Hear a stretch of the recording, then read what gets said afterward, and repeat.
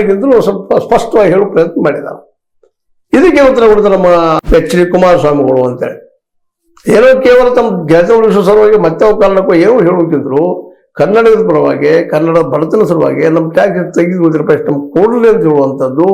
At least ಇವರು 13-14 ಪೈಸೆ ಅಂತ ರೂಪಾಯಿದಾಗ at least ಒಂದು 20-25 ಪೈಸೆ ಸಿಗುವಂಥ ಒಂದು ದೊಡ್ಡ ಪ್ರಯತ್ನ ಮಾಡಿದ್ರೆ ಇವತ್ತು ನಿಜವಾಗಿಯೂ 2022 ಚುನಾವಣೆಯಲ್ಲೇ ಹೌದು ಜನ ಇದೆ ಕನ್ನಡಿಗರು ನಿಮ್ಮ ಬಗ್ಗೆ ಇನ್ನಷ್ಟು ಸಿಂಪತಿ ಇಲ್ಲ, ನಮ್ಮ ಪರವಾಗಿ ಹೋರಾಟ ಮಾಡುವಂಥ ಕುಮಾರಸ್ವಾಮಿಗಳಂತ ತಿಳ್ಕೊಂಡು ನಿಮ್ಮನ್ನು ಬೆಂಬಲಿಸ್ತಾರೋ ಏನೋ ಗೊತ್ತಿಲ್ಲ. ಆದ್ರೆ ಇದು ಆ್ಯಕ್ಚುಯಲ್ ಆಗಿ ಒಬ್ಬರೊಬ್ಬ ತಿಳ್ಕೊಳ್ಳುವಂಥದ್ದು. ಆದ್ರೆ ಕನ್ನಡಿಗರಿಗೆ ಇದರಿಂದ ಅನ್ಯಾಯ ಅನ್ನೋದು ಎರಡು ಮಾತಿಲ್ಲ.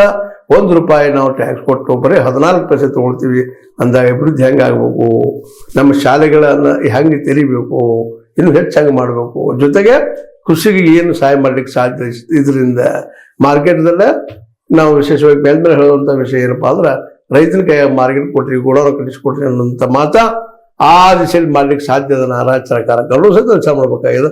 ಅದೇನೋ ಆಗಲಿ ಈ ಬಜೆಟ್ ಕನ್ನಡಿಗರಿಗೆ ಅನ್ಯಾಯ ಮಾಡಿದ ಸತ್ಯ ಅಂತ ನಿಮಗೆ ಅನಿಸೋದಿಲ್ಲ? ಇನ್ನು ನ್ಯಾಯ ಐತೆ ಅಂತ ತಿಳ್ಕೊಂಡಿದ್ರು. ಕುಮಾರಸ್ವಾಮಿ ಹೇಳೋ ಸರಿ ಅಂತೀರ, ಸಿದ್ದರಾಮಯ್ಯ ಹೇಳೋ ಸರಿ ಅಂತೀರ? ಕಮೆಂಟ್ ಮಾಡ್ರಿ, ತಿಳಿಸ್ರಿ ಯಾರು ಸರಿ ಏನು ಅಂತೀರ. ಯಾಕಂತಂದ್ರೆ ಮುಖ್ಯ ನಮ್ಮ ರಾಜ್ಯ ನಮ್ಮ ಕನ್ನಡಿಗರು ಉಳಿಬೇಕಾಗ್ಯದ, ಅವ್ರ ಬದುಕು ಸ್ವಚ್ಛ ಆಗ್ಬೇಕಾಗಿದೆ.